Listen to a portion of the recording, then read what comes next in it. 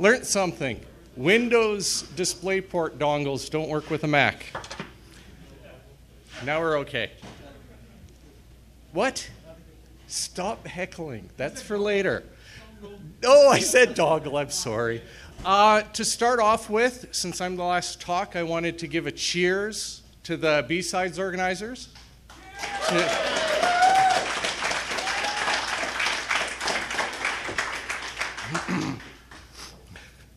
All right, we're here to talk about solid-state disk drives.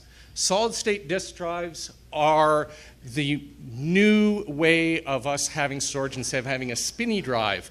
And they behave in a different manner than our traditional hard drives. So what I want to do is explain to you how these drives work, how they differ, and what that means from a security perspective. To start off with, I am Michael Zapp. I am a senior instructor at the Department of Computer Science at the University of Manitoba, blah, blah, blah, blah, blah. And it's been weird. Because I walk into this room and I see so many people I recognize. And I have to apologize because I don't remember your names. But I remember all of your faces. It's like, yep. So I just wanted to ask, how many people here have I actually taught? Right here. Holy, that's pretty awesome. What? Once again, cheers. It's an intervention. We're here to tell you you're a dog. I like having pictures on my slides, and I thought it would be stupid to have a picture of myself, so I have a picture of my dog. Seemed legit. I have a really small email address here, zapp@cs.umanitoba.ca. The other thing I wanted to mention is we, the Department of Computer Science, about 3 weeks ago, finally started a Twitter feed. It's at U of M CS. Okay? We actually tweeted B-Sides. How do I know that? I run the Twitter feed. So anything you see there, that's me saying it. Scary, but true. Are you posting due dates? Assignment due reminder? Yeah, no. We have, no, I'm not going to get into that. All right. In addition to being a teacher, I've done a lot of other work, and I thought it was worthwhile to mention some of those things. I spent roughly a decade, give or take, working on electronic control units, doing embedded software, mainly transmission controllers. So when you're driving your vehicle, the software that shifts gears for you. I worked on that kind of stuff. Probably not for your car. Don't worry about it. You won't die because of me. Somebody else will do that for you. In addition to that, I do consulting work. I'm willing to be paid to develop software. It's a strange concept. One thing that you may have experienced with respect to that is if you've ever driven a go-kart. There are 2, maybe 3 different engine controllers for go-karts in the world, and one of them is mine. I wrote the software for it, so if you're actually driving a go-kart and it limits your speed, I did that.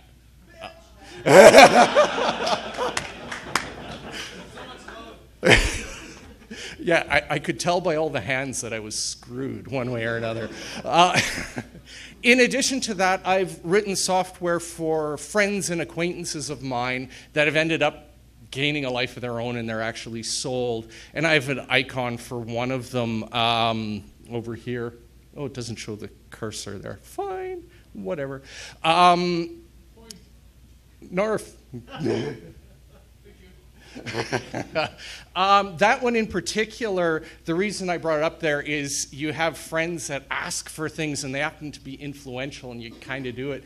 That was software I wrote to make ebooks.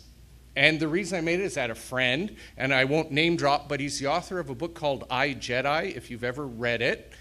He wanted to do ebooks, and I helped him and wrote software to do that. It was easy, and I make money doing that. It's kind of fun. Having said that, for me, I prefer living here. Oh, here. Jeez. Hardware is where it's at. Hardware is fun. An operating system, yeah, operating systems are okay if I get to write them. Anything above an operating system, boring. I don't like it. Not me. You can like it. Hey, you want to write database code? Go for it. Last thing I want to do is write a web app. Boring. Not for me. Okay? I'm not going to talk about that stuff. I'm going to talk about down here. You did that in my real-time class. I remember that. Yes. There are certain things I remember about certain people. You did that before. Exactly around the same time when I was giving the same style talk. Now, we're here to talk about security, and you should be going, okay, wait a minute. Where in all my credentials did I talk about security? I didn't. Okay, sorry.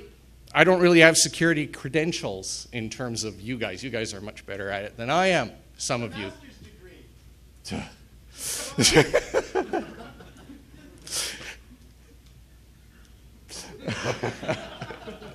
Having said that, I actually teach the security course at the U of M, which I conclude with, ooh, all right? I'm a security expert. I teach the course on it. I must know what I'm talking about. Thank you. Not when I taught it. No. It's much better now. The goal that I have when I teach the course isn't to make a computer security expert. It's actually to go and tell people that they have to care. It's amazing how many people become software developers and don't care. Security doesn't matter. I don't need to worry about it. Not my application. And they end up writing the code that everybody gets to exploit. So the goal of this course is to say you have to care about that. That's about, jeez. I hate this microphone, just so you know. Ugh. What's that? Microsoft. I don't know. So I'm not a security expert. I'm willing to admit that. I will never be a security expert. I think it was Ian that said what felt like this morning, if you actually say you're an expert, you're wrong. You were much more colorful than that. But I'm willing to admit that. What I care about is making sure that people have as much knowledge as they can. If you want to be able to make something that is secure, or if you want to be able to exploit the security of something, you need to understand it inside and out. All the details, every little piece, you need it. And that means getting your hands dirty. And there's nothing wrong with that. That's what makes life interesting. If you've had me as a teacher, you know I tend to focus that way with everything I do. My goal is always make you guys the best. Some of you, yeah, not you, Steve. No, not you. Yeah. You sitting up front, you're just screwing yourself. But of course, you're distracting me too, just like you do in class. So anyway, getting to know the nitty-gritty is what life's all about. And what I want to do here is to talk about not just solid-state drives, but flash memory in nitty-gritty detail, to know as much as we can about it. In the next 50 minutes, you're not going to know everything, but hopefully you know enough to then go and want to learn more. So if we're living at the hardware level, we have a different set of tools. And I want to spend just a little bit of time talking about them. There are a lot of different tools. Some of you, minority of you, have gone through engineering and you've used all of these tools. The majority of you haven't. We start at the level of a scope and a single signal generator, even an in-circuit emulator. Things that we can use to probe hardware and do hardware design and things of that nature. Now I'm understanding the reason not to have a beer while you talk. Excuse me. All right. One of the key tools is a logic analyzer. Excuse excuse me. This is just a simple, basic, you can buy this for a couple $100. It's a logic analyzer with, I think, 16 probes. You hook it up through USB to your computer, and you can look at waveforms. Okay? So each of these is an individual input that you would then probe on a bus line between chips. You can actually group them together to say the address going between these two chips is currently a given value. Okay? You use this to try to figure out what's going on. If I have a piece of hardware and it's running and I have no idea what communications are going on, I can hook up a logic analyzer and start watching the data going back and forth. That's fun. Being able to see that, really cool.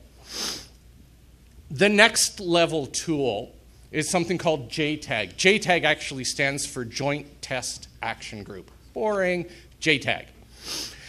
JTAG was first created just for testing hardware. If I built some hardware, I want to test it, I use JTAG to do it. Very quickly, it became how we actually debug hardware. So if I'm developing software at the hardware level, I will use JTAG so I can actually analyze what's going on. JTAG provides me with the ability to do all standard debugging. I can step, I can inspect memory, all of the kind of things that you're used to doing with a source level debugger, you can do with JTAG, but you do it on the chip. Okay, you're actually connecting to it. And over here, this here is just a USB connecting to a header. This is what you will find on a standard circuit board. Somewhere there will be probe points for connecting a JTAG interface. Everybody has it. If you pull your phone, it's usually a nice small little circuit, but there will be a JTAG interface so you can plug in and get it. The first jailbreakers on an iPhone were doing it at the hardware level. They were doing it through JTAG. It lets you get in. Not only can you trace the activity, you know exactly what's going on. No, I got... Yeah.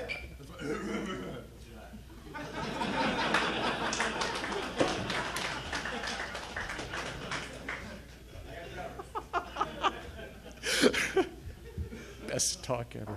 All right. Shall I have some water? Okay.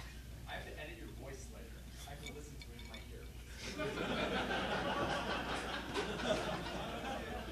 in my ear. You're inspiring me to do worse. All right. In addition to being able to step and breakpoint and do all of that, through JTAG, I can also control all of the I/O pins.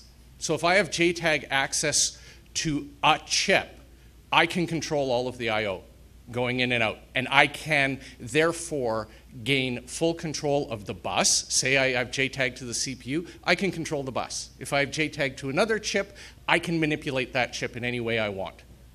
Okay? It is a very powerful debugging tool, but also allows us at the hardware level to do whatever we want. We like JTAG. JTAG is the tool.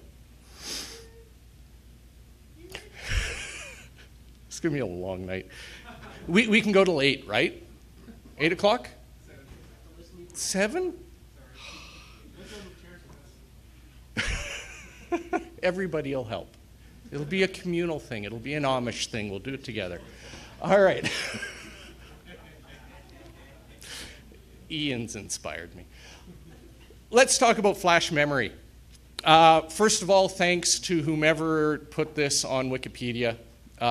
It's a great picture of a single bit of flash memory at the transistor level. Flash is all about individual transistors that hold their state when there's no power applied to it.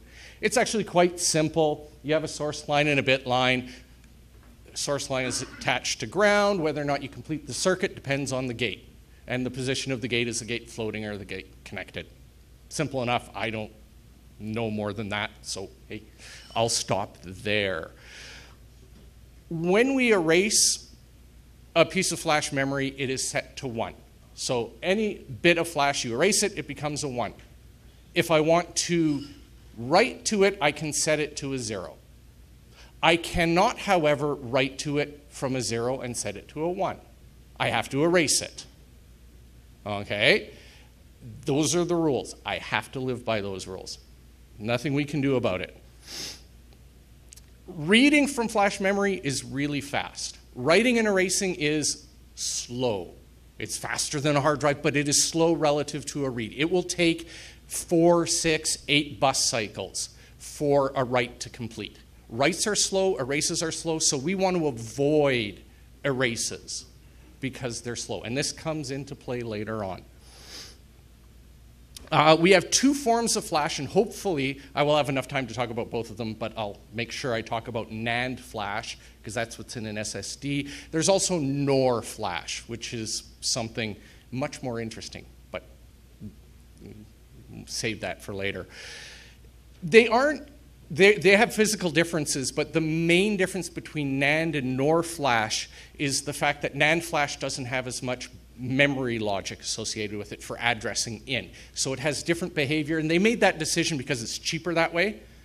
Without all that memory logic, they can make cheaper chips, they can optimize for disk-style access, and we now have tons of NAND memory because they made that decision. In addition, the memory inside of a flash chip is organized by blocks, and they may be 4K up to 512K blocks of memory. And the reason that's important is I can write a word into flash, but I can't erase a word. I have to erase the entire block due to physical characteristics, blah, blah, blah, blah, blah, blah, blah. Physics. All right, so we have to erase a block, we don't have to write a block. That's useful. Not quite so useful is that every time we do a write and erase, we're moving this gate. And there are chemicals involved in that, and it's a physical device. And every time we do that, we, quote unquote, burn off some of the chemical, which means eventually we use it up. It doesn't work anymore. At that point, whatever that bit was fixed at, that's what we get for life. If it's a 1, it's a 1 forevermore. If it's a 0, it's a 0 forevermore. Okay? If we like it being that value, we can still use that memory. It now becomes ROM. That's fine. If we want to update it, we have a bit of a problem. Okay? This is usually on the order of 100,000. We can do 100,000 of these erase cycles, and then it's done. All right? So that becomes, at the physical level, what we're dealing with and what we have to worry about. All right?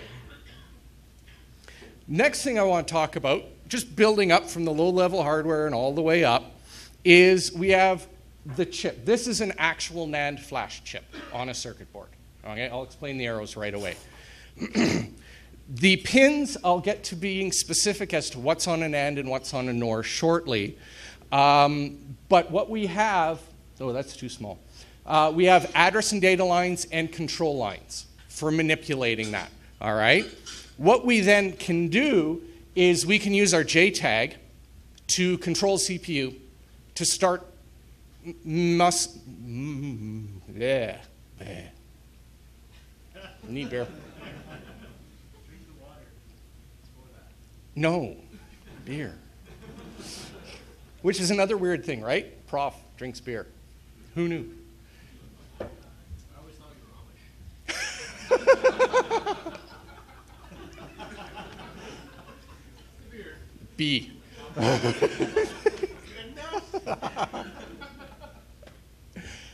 So I can control the CPU and mess with this flash chip because I can control all of those lines to my heart's content.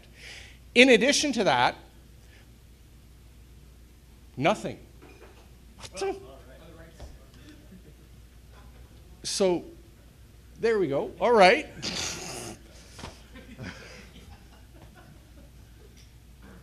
If you're going to say something, see, I'm used to being in a classroom. If you want to talk, share with the class. That's good. That's good. In addition, some flash chips will actually give you a JTAG interface. This chip, these arrows, those are the actual JTAG lines for this chip. What they give you that for is so you can write to it and read to it. So you can program this chip if you wanted to. But that also means, from our perspective, if I want to do some fun stuff and access the data on this flash chip, I can do it directly. In fact, I can take this off of the circuit board. I don't need the circuit board. If I can drive it, give it power, and have the JTAG interface, it's mine. Okay? I can do whatever I want to that chip. Fun. All right. Yes, we're going with a low level here. This is NAND Flash. Why is it NAND Flash? Actually, it's pretty simple. If there's an engineer in the crowd, they can explain it like that. It's a wire AND. You have individual cells that are connected to one another. They're ANDed. Okay? That's the physical characterization of a NAND cell. Okay? We're just ANDing them together. And this is the basis for all of the SSD memory that you use. There's a bunch of these. Okay? At the lowest level, that's what it contains. We cannot do random access to this thing. Okay? It has a disk drive interface. Like I said, it doesn't have any of that logic that we want so that we can interface to it and address individual words. But we can do page transfers. Exactly like you would do with a disk drive, you can do DMA transfers from an SSD into your RAM and from your RAM to SSD, but we'll talk about that shortly.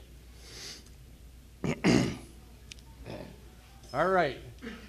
This is how we actually organize the complete SSD. What we're doing here is we're taking the individual NAND chips and putting them in an array.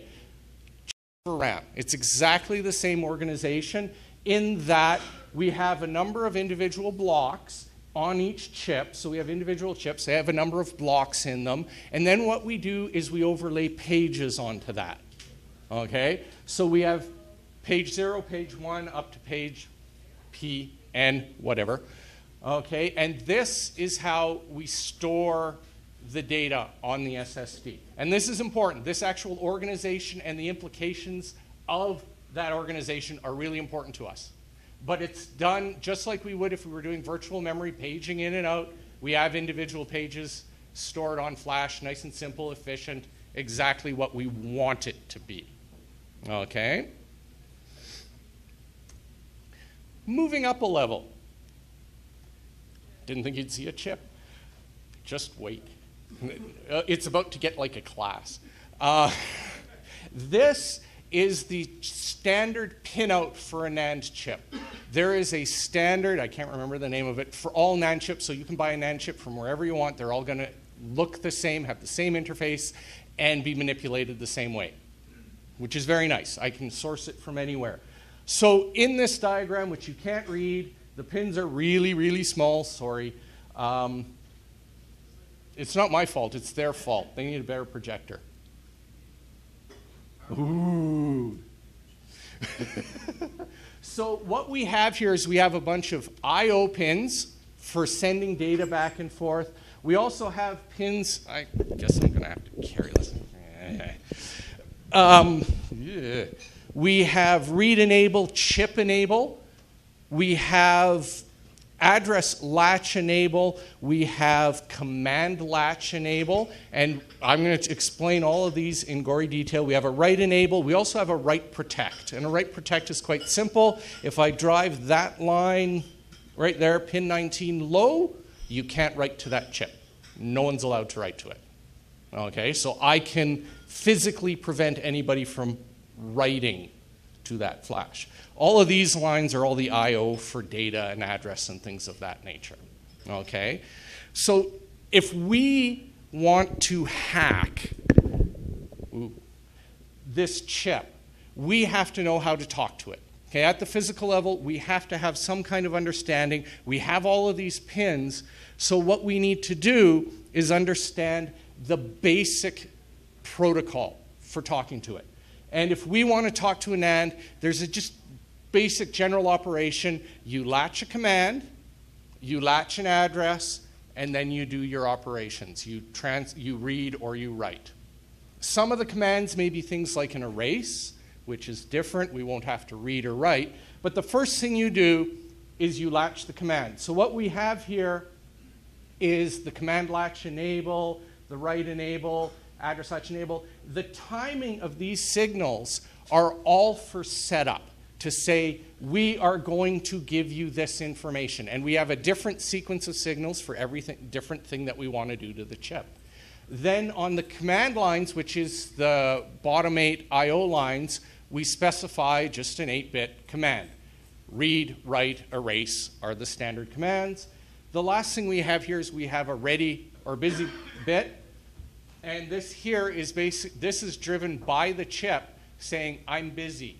You can't do anything. Every operation you perform on flash takes some amount of time. It's not instantaneous. This bit tells you when it's done. So if you put a command on there and don't wait and then you give it an address, if it's not ready for it, it won't work. Okay? After you've given a command, then what you want to do is give it an address. So again, this is a standard protocol. All NAND chips do it. The timing might be different, but the protocol is the same. We have a number of bits here. Command latch enable, write enable, address latch enable. Again, we do a specific sequence, give it an address, and it will, in this case, not worry about ready because it's already ready? Ready already. Raw. Cheers. It's ready already. All right. So now what we can do, and I just picked a write. I could have done a read as well, but I figured one was enough, is once it's all configured and everything's ready to go, we just keep going. And if you actually look, well, too far, but from here, these timing diagrams just continue on to the actual write, because these lines stay low. And then we start toggling. And we just toggle the write enable for each actual word that we're writing. And we can have any sequence of writes to it. Okay? That is how we actually talk to a NAND chip. If you give me a NAND chip and I want to start reading or writing to it, this is what I have to do. Okay? That's now above the physics. We've got the transistors. We've got this protocol that we can talk to it. At the next level, we have to take into consideration how a NAND chip behaves and what effect that has on what we're doing. Okay? So if I can talk to it, I can start pulling stuff. Where do I look? I want to get data off of this NAND chip. How is it stored? How is it configured? Well, the first thing that we have to worry about and understand is the idea of wear leveling. Okay? If you recall, we only have 100,000 erases. Because of that, we want to make it so that our chip lasts longer. And the way we do that is by saying, I never want to erase something that I am going to update. So in this example here, if I have dead beef and I want to change it to 8 dog food, what I will do is I will read dead beef from memory into RAM, update it, and then write it back. But I will write it, and I just noticed the 01010 is invalid. It should be all ones. Sorry.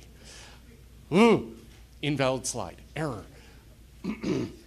We write it to another location, maybe the next location on flash. This is the basics of this. And we do that so we don't have to erase this. We don't want to erase it because that screws up our entire block. Why? I have to erase the block. I can't erase this word. The whole block goes.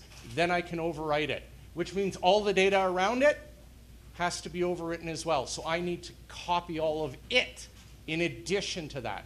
So the solution we have at the fundamental level is we never overwrite data when we update it.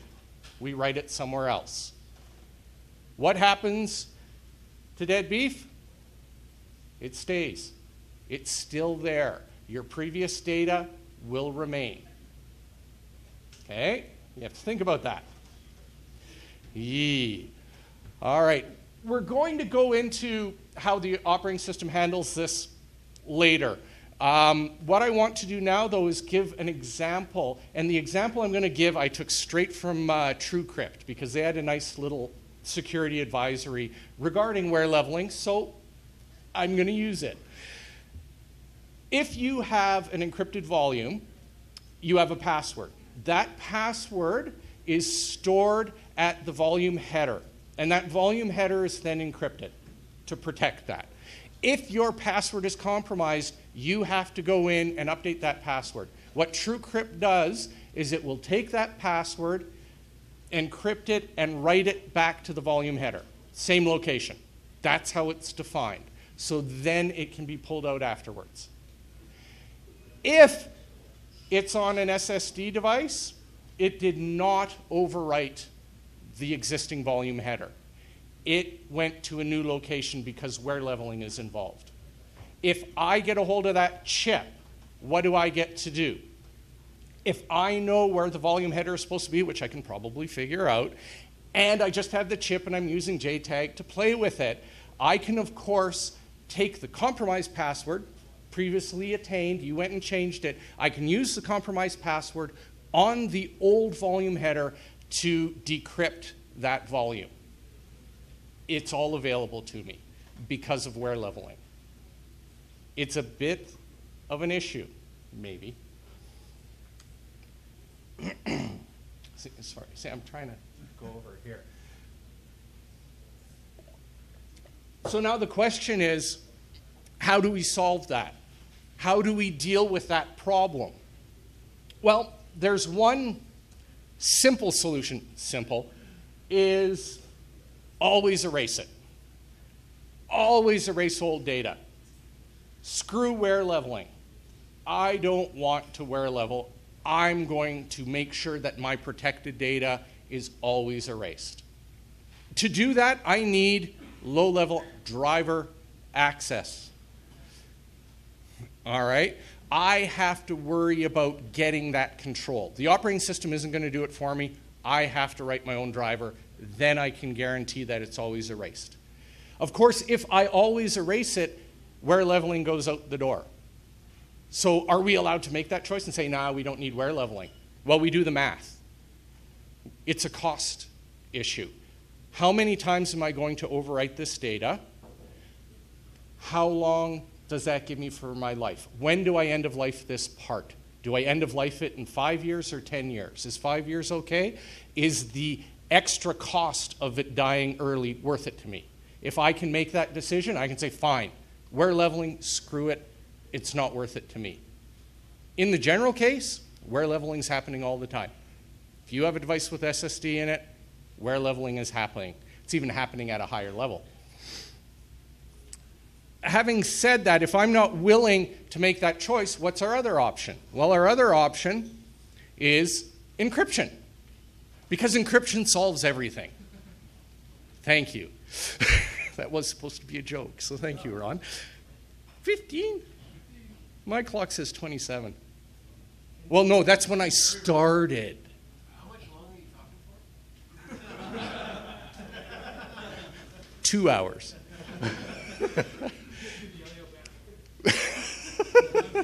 Yeah. Well, I'll just be part of the band. Is that okay? The band, I could have a backup band. That would be cool. Encryption solves everything. If we can encrypt it, hey, life is good. Okay, so what we now have is every modern SSD that you buy has hardware level encryption turned on automatically. You have no choice. It is there. Everything is encrypted for you. That means, of course, that what we get is that problem with the volume header. We don't have to worry about it because we're not actually doing that. It's burnt into the hardware that everything is encrypted and etc. And we're good. Yay, life is done. Right? We can walk away. Yay, yeah, get up, go. Yeah. As you go up a level, you realize that the operating system does some other stuff for us. Not just the operating system, but the actual SSD device does extra stuff. We've been talking about it at an abstract level, but what we have in the SSD is we have a drive controller, a disk drive controller that manages all this stuff. Then we have our driver in the OS, and then we have the OS itself. And all of these things are doing stuff for us. So we have the SSD controller. What does it do? It wear levels at pages. Not at blocks, but at pages. Remember we had this, oh, here's a page across all these blocks and all these different chips. What it will do is ensure that if you update make any update to the page, we are going to copy that entire page into a new set of blocks. Okay, whole thing. So if I have a 4K block, a 4K page, all those blocks come along. Just to update one word, we're going to do the whole thing. And that's what the controller does for it.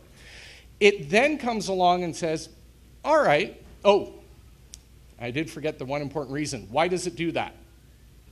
It doesn't want to wear level a single block because then you get all of your blocks out of alignment. You have page 0 on block 0. Oh, except for that part. That's on block 1. That kills our performance on DMA transfers. So we want everything on block 1, not just one block of the page being block 1 versus block 0. So we do want to do it for optimization purposes, not for security purposes. Then what happens is the SSD controller, when everything's idle, when we're not accessing the drive, it goes along and garbage collects. And it finds old blocks and erases them for you. And the reason it does that is because erases take time. Because erases take time, we have to come along and wait for an opportune time to do it. The ramification of that, your old data is residing on the solid state drive for an indeterminate amount of time. Okay? You have no idea when it will go away. In addition to that, you have to realize that operating systems don't delete files. They mark it as deleted. It doesn't go away. It just says, that's an invalid file. If you try to read from that file in the future, you get an error. That file doesn't exist. That file definitely still exists on the drive. What does that mean? It means if I come along, modify a block of my page, and then it does wear leveling for that modification, it copies the entire page out, puts the entire page in a new set of blocks, including all of the deleted files. So now not only do you have old data residing around, you have potentially multiple copies of deleted files scattered throughout your drive. Isn't that what we want? Yeah, thank you. Yay, life is good. It's exactly what we don't want. Okay, so we're in a position where we have old data and deleted data polluted across our drive. Awesome. If we want to get old data and deleted files, we can get it. So now the question comes, how do we solve this? What can we do? And this is where we actually bring the operating system into it. Okay? The operating system has no control over when an SSD garbage collects, when it wear levels. That's all done by the drive itself. Okay? But what we've added to SSDs is the trim command. Okay? And what the trim command does is it allows the operating system to tell the SSD which blocks are invalid. Okay? So if I delete a file and that file is across these 3 blocks, the operating system can say those 3 blocks are no longer valid. Okay? They still exist there, but they're no longer valid. What that then means is that the controller can skip those blocks. When it does the wear leveling and copies it over, it'll say, oh, those blocks are invalid, I'm not going to copy them. Great. Awesome. Good. We don't have to worry about polluting deleted files across. Having said that, the SSD isn't doing that for security purposes. It's doing it as an optimization. It speeds up because I don't have to copy all of those blocks to memory and then write them. Each write takes some amount of time. So if I can skip half of the blocks in the page, when I write to it, it's twice as fast, theoretically. Okay? So we actually get optimization. We get to the point where we hope that we only have one copy of a deleted file, that is the current one. It's not anywhere else. It's not copying. It's the one that initially existed, sorry. All of the copies aren't copying that file over. This is provided to us in Linux as of 2.6.28, but it's off by default. You have to actively go in and say, I want trim. And we'll explain why shortly. With the Mac 10.6.8, but only on SSDs that are manufactured by Apple. It shouldn't be a surprise in any way, shape, or form. If you do a third-party one, there are tools to activate trim on that, but if you don't do it, it's not going to do it for you. Windows 7 added trim support. So if you're still using Windows XP or 98, as I heard someone say earlier, how freaky is that? I don't understand. Yeah, Windows 98, rock on. It does Android as of 4.3 has trim support. Prior to that, there's no trim available. So your old phones that they're not being updated or whatnot do not do trimming for you. Okay. Having said that, the question does arise whether or not you actually need trim on your phone.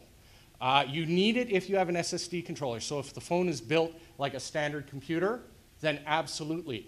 iPhones don't have trim. The reason they don't have trim is because there's no SSD controller. Apple has a custom, which they won't tell us what it does, how it works, but they manage all the wear leveling themselves, and we have to trust them that everything is cool and that they do everything intelligently. Again, it's exactly what you'd expect them to do. So there you go. This does raise an interesting question, though. If I'm doing this and I'm not copying over those deleted blocks, what do we actually get there?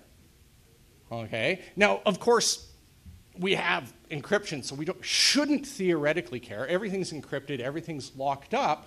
But if you would actually look at what you would pull from a number of blocks, you would get something like this. You have a bunch of ones. What's that? It's erased. It's never been written to. You have the actual data from that page. Then you have a number of ones as well. So you get all of this stuff. And what is this? It's a pattern. And we should all know that patterns become useful. I wasn't sure if that was a question or a thumbs up. Thumbs up, good. Anytime there's a pattern in the data, I know I can get an idea of what's going on. Okay, this is telling me, okay, I'm gonna have to skip a big chunk. Just like how a cat does when it walks on the keyboard, you get the same. Yes, meow. So from this, as we're wear leveling, I'm seeing the holes where data was. I'm seeing which parts of a page you're deleting. What is the stuff that's being updated on a regular basis?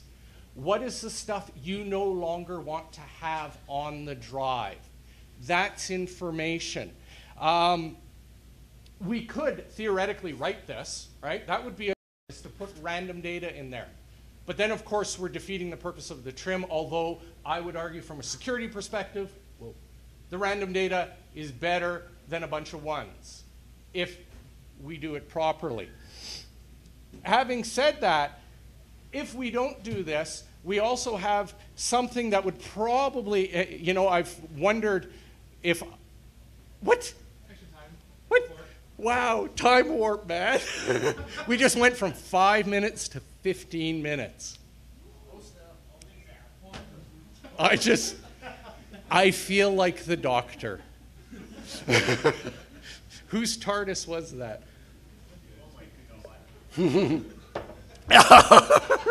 Jerk. All right. The other aspect of this is the notion of plausible deniability. This is something that I would figure someone like Ian, having just met him a day ago, is someone that would really, really, really want plausible deniability. He's not even paying attention. He's done? He's just, okay. Awesome. The fact that we can show where we deleted files and what operations we were performing tells us you had something you didn't want us to know about. Okay? That can be a problem depending on what you don't want people to know about, and we won't get into all that stuff. Hi, Steve. I have a question. An actual question? It is. So if you can only write zeros and erase ones, how do you come up with 3 A, E, 2, C? Oh, you don't write those bits. Are You those wait. bits or letters in the alphabet? This is hexadecimal. So then every one is actually a 0, 0, 0, 0, 0, 0, 0. You can stop now. Each of these is 4 bits. Don't worry about it. Yeah, I should have. Actually, now that you ask that, I should have done F's there. Yeah. Oh, yeah, I'm sure you were, Steve. Yeah.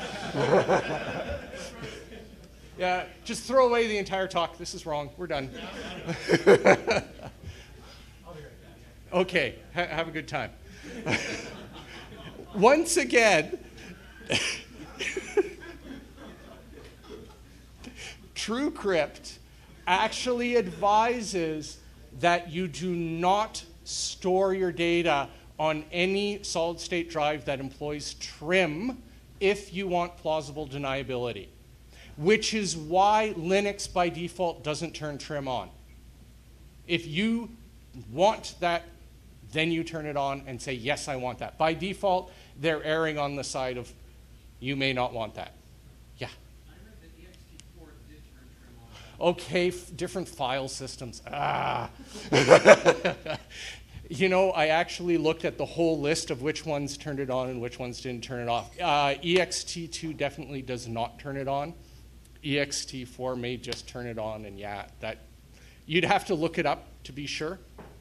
I'd have to look it up, and I'm not going to do that now because I have negative time left. So what I was going to do now, that's SSD issues.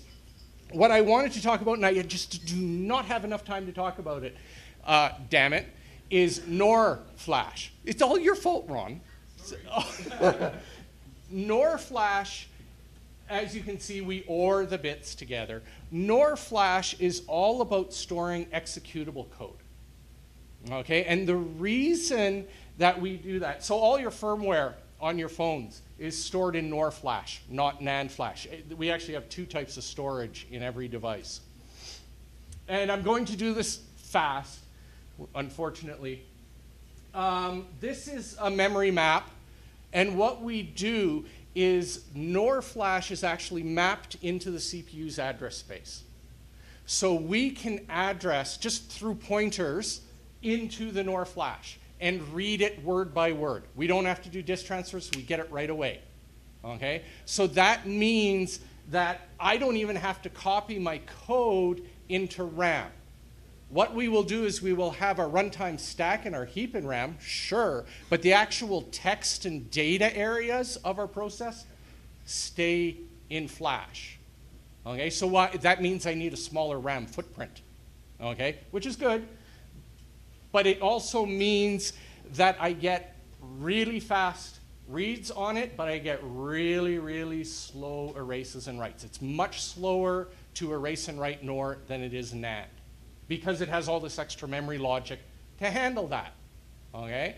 The glory of that is when we have firmware, I don't really care about updating too often. When do I update? When I do an OS update. When you do an OS update, you actually see exactly what's going on because it resets and reloads the firmware. When it's doing that, it's writing to NOR, okay? Prior to that, everything's in NAND, then it's in NOR. The standard execution model is we boot up, we load location 0, it's just where it starts. We load location 0 into RAM, we determine what to do, and the next logical thing is to jump to the next block. That block will contain a initd or whatever for your operating system, and that will then get loaded and start executing. Normal behavior, nothing strange. If, however, On startup, the CPU detects that we want to update our NOR flash, some kind of wires, signals coming to it. What it will do is it'll actually continue executing in this block. This initial block is called the boot block. Okay? Most of the time, it never executes. It just jumps to somewhere else. The reason we have the boot block is so that we can have special functionality when we want to update NOR. Okay? So what this code is just code to write to that. Okay? And that involves the use of a bootloader. And I'm going to give you the simplest bootloader possible. This will be proprietary to different devices. They will have different handshaking and different things. But what a bootloader tends to do is it just erases all the blocks on the NOR flash. Then it reads, oh, that is tiny. Holy crap. Come closer. Yeah, even then. Yeah.